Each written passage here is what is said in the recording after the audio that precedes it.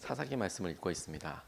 사사기에 나오는 12 사사들의 이야기도 대단하지만 저는 이 사사기에서 제대로 우리가 질문하지 않는 그의 삶과 왜 이 사람이 사사기에 소개되었을까 이렇게 마땅히 질문해야 하고, 그래서 이 사람을 통해서 주시는 특별한 메시지가 있다고 싶어서 아비멜렉을 오늘 여러분들과 함께 묵상하고 싶습니다. 12 사사에 아비멜렉은 없습니다. 하지만 그가 가지고 있었던 영향력은 사사에 거의 준하고 버금될 만큼 대단한 영향력을 가졌었다라는 것을 보게 됩니다. 그런데 여러분, 하나 우리가 간과하기 쉬운 것이 있는데, 사사기에서 그 소개하고 있는, 그러니까 사사들의 배경과 사사들이 어떤 사역을 했는지에 대해서 소개하는 그런 여러 것을 살펴볼 때 얼마만큼 그에 대해서 이야기하고 있는지에 대한 분량에 대해서 깜빡깜빡 잘 넘어가는 경우들이 있습니다. 야일이나 돌라 같은 사람들, 삼손은 굉장히 길게 나와 있지만 어떤 사람은 한 서너 줄, 서너 절 이렇게 소개되어 있는 사람도 있어요. 그냥 그의 삶에 소모는 막대기로 막 사람들 죽였다, 그가 어땠다, 정말 짧게 도대체 어떤 일을 했는지 상상하고 생각해보기 어려울 만큼 짧게 나와 있는 사사도 있고, 그들을 포함해서 12 사사라고 이야기하는데, 반면에 아비멜렉은 엄청 길게 나와 있는 거예요. 그리고 그가 했던 일이나 그가 했던 일에 대한 의미들을 새길 수 있는 분량이 굉장히 길게 나와 있어요. 그러니까 영향력에서나 혹은 그에게 있었던 여러 일들에 대해서 하나님이 무언가를 우리에게 주시는, 무언가 깊이 생각하라고 이야기하시는 부분이 저는 명확하게 있다고 싶어요. 12명의 사사는 아니더라도 그럼에도 불구하고 사사가 될 뻔했던 사람, 아니 사사로서 활동했던 사람, 아니 하나님은 사사라고 인정하지 않으셨지만 자기는 스스로 사사가 되고 싶었던 사람, 그 사람에 대해서 우리가 같이 생각해보고, 우리가 하나님께서 하실 여러 사람들의 모습을 통해서 닮아갈 때 반면 교사를 삼을 수 있겠다, 이런 생각이 들었습니다. 기드온의 이름이 우리가 어저께 살펴보았던 그 어마어마한 전투 이후에 바뀝니다.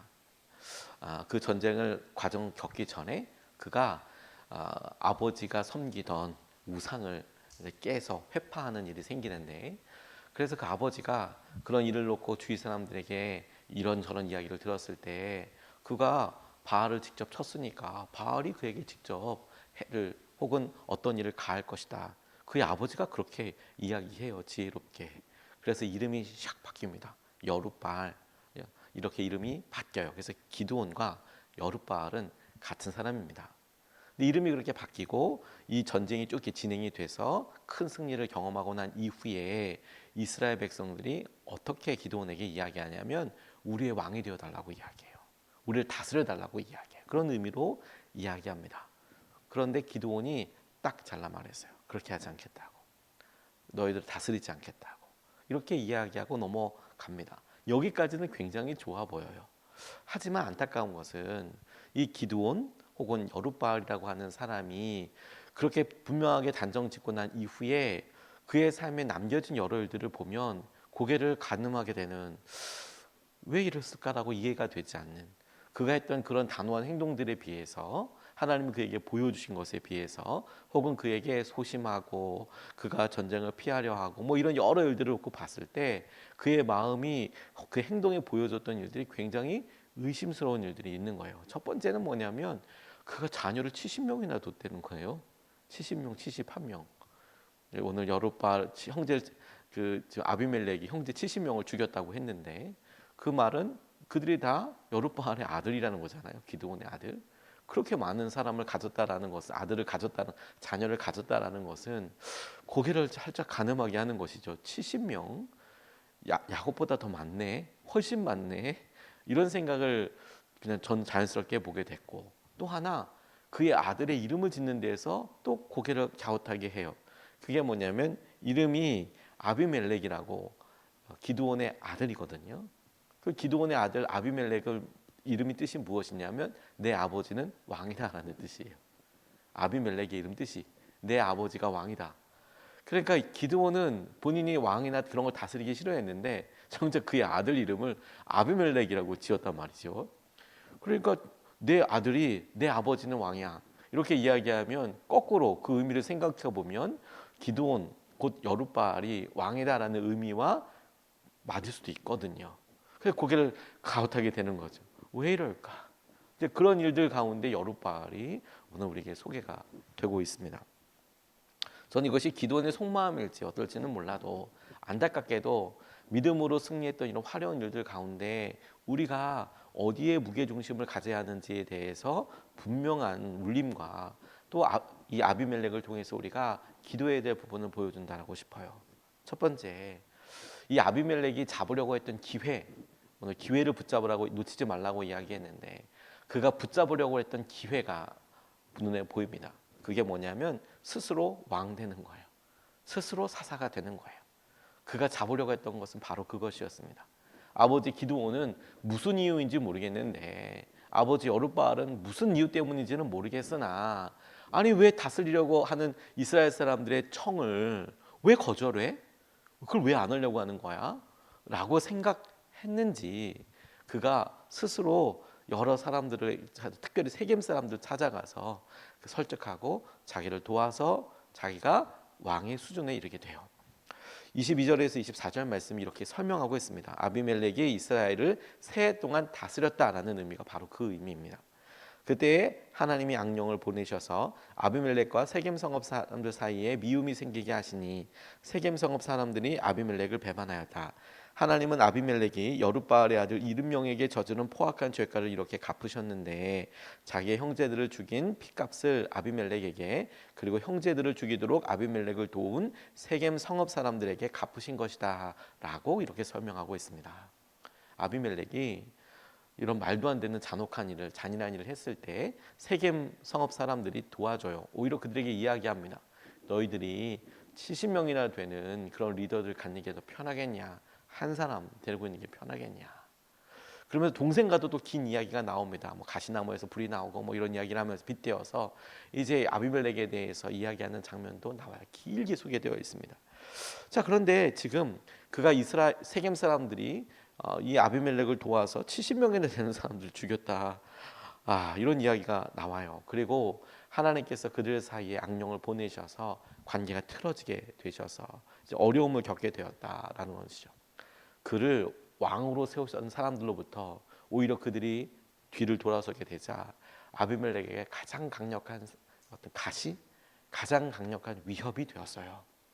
왕으로 만들었던 세력이 오히려 가장 강력한 어려운 세력이 대적이라고 이야기할 만큼 그렇게 됐단 말이에요. 관계가 틀어지고 나니까 스스로 왕이 되기 위한 아비멜렉의 노력을 하나님께서 완전히 무력화시키셨습니다. 다른 사람들을 죽여서라도 얻게 될 수 있다라고 생각했던 그 마음을 하나님께서는 아주 확 흩어 버리셨어요. 다른 사람을 희생해서라도 얻고 싶은 그 권력에 대한 마음이 얼마나 허망하고 안타까운 것인지. 그리고 여러분 우리가 그 마음 속에 우리가 우리 삶의 중요한 것들을 보게 돼요. 스스로 자기의 삶의 왕 되는 사람, 스스로 왕이 되고자 하나님께서 여러 일들에 대해서 눈 감고 스스로 왕 되고자 하는 사람의 그 교만함의 끝이 어떻게 이어지는지에 대해서 보게 됩니다. 그리고 다른 여러 성경 구절에서도 찾아보기 힘든 이 아비멜렉을 통해서 이게 명확하게 드러나죠. 사울 왕이 했던 그가 점점 그렇게 쇠약해질 뿐만 아니라 마음에 스스로 하나님을 의지하지 않고 교만해졌던 스스로 병사들을 의지하려고 했던 마음에서부터 나오는 결과들을 아비멜렉은 굉장히 짧은 시간 안에 확 우리에게 보여주고 있어요. 사람 의지하지 마라. 권력 의지하지 마라. 그가 스스로 잡으려고 했던 기회가 하나님께서 주신 것이 아닐진데 오히려 그를 망하게 하고 힘들게 하는 것이라는 것을 하나님께서 우리에게 보여주신다라고 싶어요. 그리고 여러분 이것이 우리에게 주시는 명확한 메시지도 있다고 싶어요. 자연스럽게 두 번째 오늘 본문 말씀의 결과를 통하여 이 일에 하나님이 개입하고 계신다는 것과 그 하나님과 이 아비멜렉과의 관계가 어떠했는지에 대해서 보여주시는 것을 통해서 알 수 있다고 싶어요. 하나님께서 악령을 보내셔서 세겜 사람들과의 관계가 틀어지게 하셨죠. 그런데 그의 마지막에는 이렇게 이야기하고 있어요. 52절에서부터 57절까지 말씀에 그의 마지막의 묘에 대해서 묘사를 할 때 이렇게 나와 있습니다. 아비멜렉은 그 망대에 이르러 공격에 나섰고 망대문에 바짝 다가가서 불을 지르려고 하였다. 그러나 그때 한 여인이 맷돌 윗짝을 아비멜렉의 머리에 내리 던져 그의 두개골을 부셔버렸다. 아비멜렉은 자기의 무기를 들고 다니는 젊은 병사를 급히 불러 그에게 지시하였다. 내 칼을 뽑아 나를 죽여라. 사람들이 나를 두고 여인이 그를 죽였다는 말을 할까 두렵다. 그 젊은 병사가 아비멜렉을 찌르니 그가 죽었다. 이스라엘 사람들은 아비멜렉이 죽은 것을 보고 저마다 자기가 사는 곳으로 떠나갔다. 하나님은 아비멜렉에게 자기 형제 70명을 죽여 자기 아버지에게 저지른 죄의 값을 이렇게 갚으셨고 또 세겜 사람들의 죄악도 그들에게 모두 갚으셨다. 여룻바알의 아들 요담의 저주가 이렇게 그들에게 그대로 이루어졌다라고 이야기하고 있습니다. 아비멜렉이 스스로 잡으려고 했던 기억은 자기가 왕 되고자 하는 거잖아요.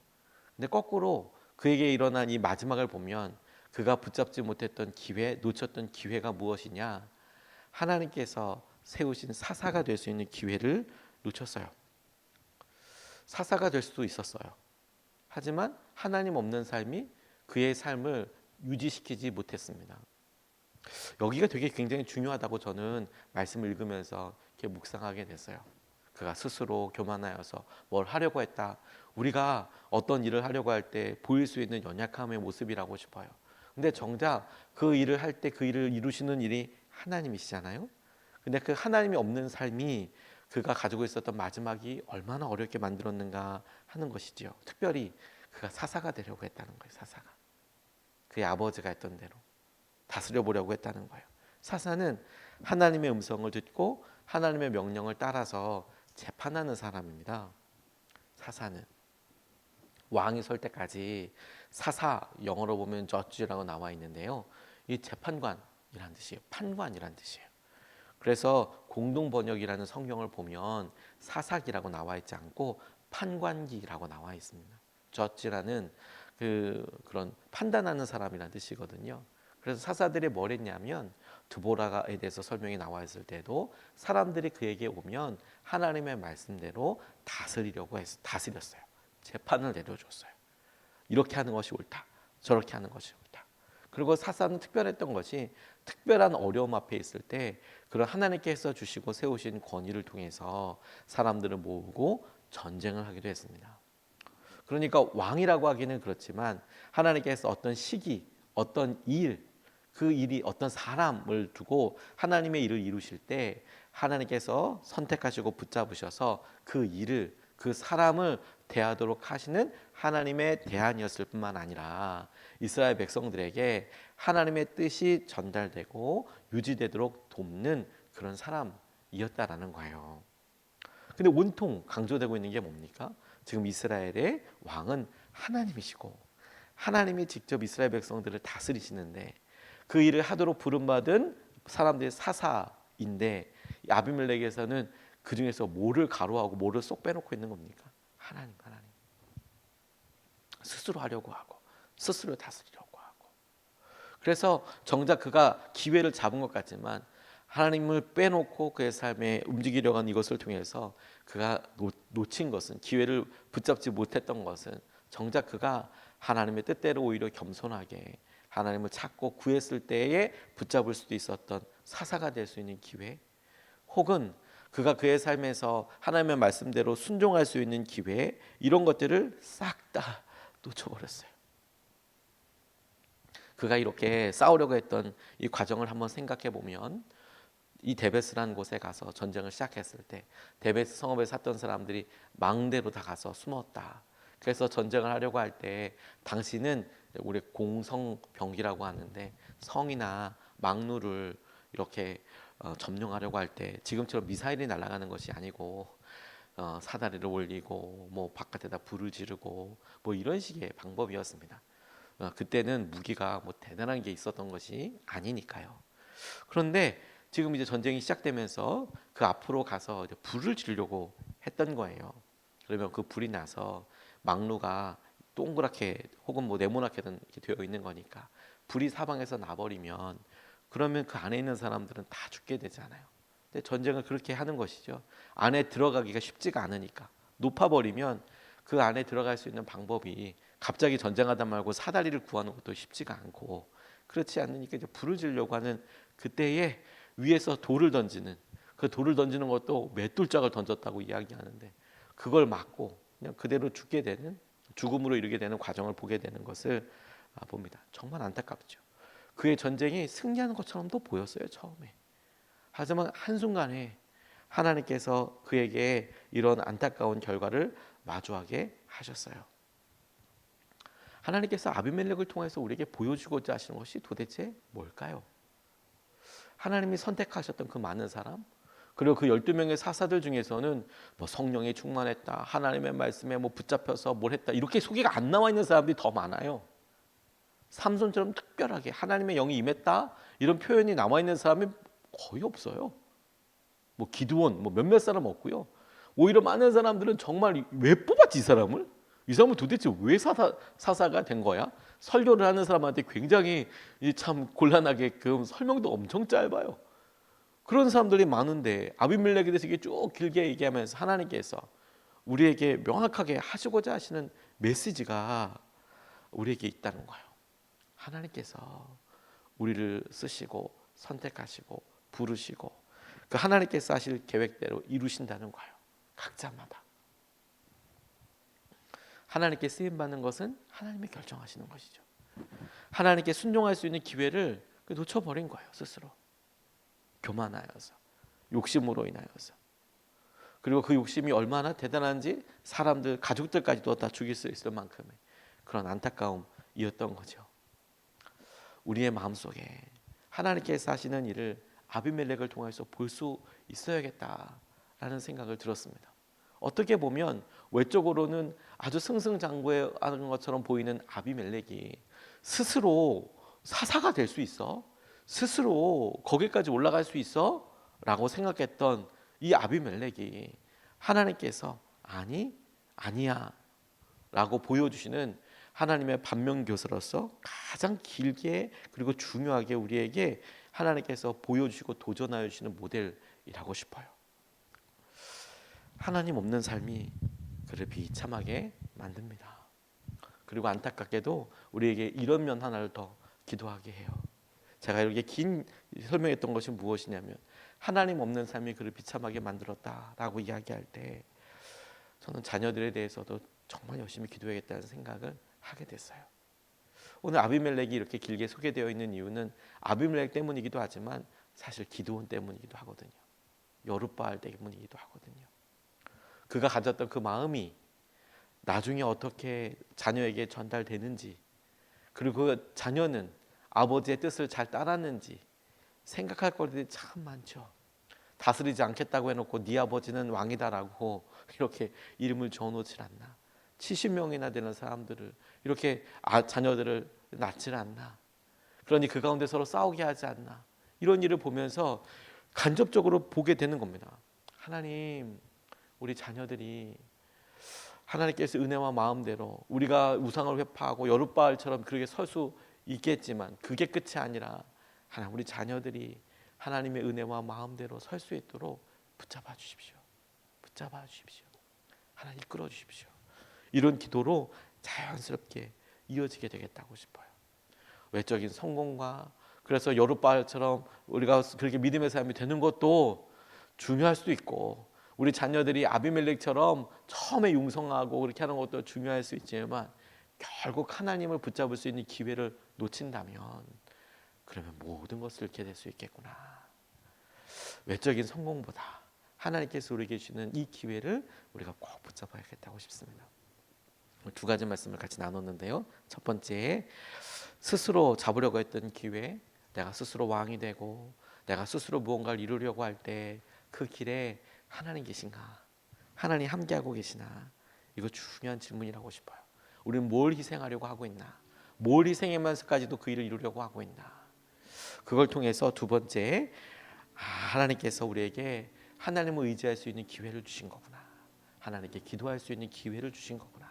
사사가 될 수도 있고 무엇이 될 수도 있지만 하나님 없는 삶의 끝이 정말 안타깝구나. 우리에게도 하나님, 그 하나님이 중심이 되게 해주시고 우리 가정에도 우리 자녀에게도 하나님 그와 같은 삶을 허락하여 주십시오. 하나님 붙잡는 삶을 살게 하여 주십시오. 이렇게 좀 같이 기도하고 싶습니다. 두 번 나눠서 같이 기도하겠습니다. 첫 번째로 주님 교만하지 않게 하시고 주님을 의지하게 하여 주십시오라고 기도하고 싶습니다. 우리가 스스로 자고하여서 이걸 내가 한 거지 뭐, 이건 이렇게 된 것이 이런 거지 뭐라고 아비멜렉처럼 스스로 무언가를 해서 이루려고 했던 삶에 우리 회개하고 하나님 교만하지 않게 해주십시오. 주님을 더 의지하게 하여 주십시오. 주님께서 하시는 것을 보게 하여 주십시오. 우리 이렇게 첫 번째로 같이 함께 기도하시겠습니다.